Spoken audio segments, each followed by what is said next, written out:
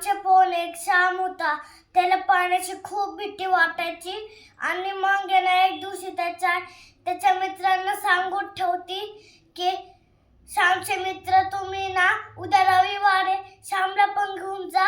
आणि मग तो सगळं श्याम ऐकत असतो. आणि मग उद्या सकाळी लवकर उठून कपडे घालून माळ्यावर लपायला जातो. आणि मग तितके त्याचे मित्र येतात आणि मग ते बोलतात, काकू ओ काकू श्याम कुठे? आणि मग ते बोलतात या बाळात. आणि मग ते त्यांना शोधायला लागतात. मग त्याची आई सांगते की ओ तुम्ही माळ्या बघा. आणि मग ते माळ्या बघतात. मग एका मित्राला त्याचं शर्ट दिसतं. आणि मग तो बोलतो, भेटला श्याम. आणि मग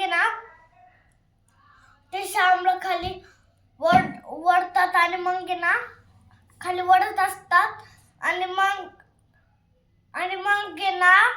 श्याम काही येत नसतो. आणि मग त्याची मम्मी एक लाकडाची काठी, झाडावरनं लाकडाची एक काठी तोडते आणि त्याला मारत खाली आणते. आणि मित्रांसोबत पोहायला पाठवते. आणि मग मित्र त्याच्या लाकडाचा गोंका बांधतात आणि त्याला नदीत धक्का मारतात. आणि मग तो श्याम बोलतो, वाचवा कोणतरी वाचवा. आणि मग त्याचे मित्र सांगतात, श्याम तो हळूहळू पाय हलव, हात हलव. आणि मग तो हलवतो, हळूहळू पाय हलवतो आणि हात हलवतो. आणि मग तो पोहायला शिकतो. आणि मग तो बोलतो की अरे वा, मी तर पोहायला थोडं शिकलो. आणि मग तो बोलतो की श्याम तू परत बाहेर येऊन उडी मार. मग श्याम परत बाहेर येऊन उडी मारतो. आणि मग तो असं लय वेळ पोहतो. आणि मग तो त्याचे मित्र बोलतात, श्याम बास, आजच्यासाठी एवढं बास.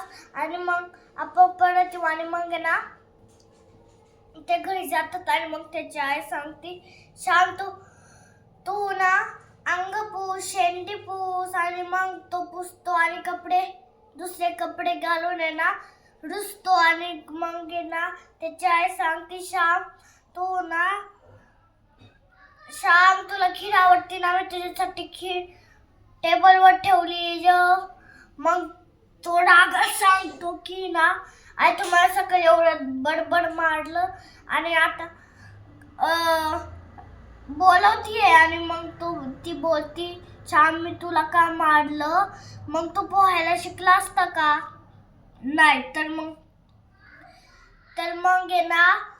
काय झालं असतं? सगळे तुला भित्र श्याम बोलले असते, मला पण भित्र श्यामची आई बोलली असती ना. म्हणून आणि मग तो त्याला तिच्या आईला मिठी मारतो. आणि मग त्याच्या डोळ्यातून आनंदाचे आसू निघतात.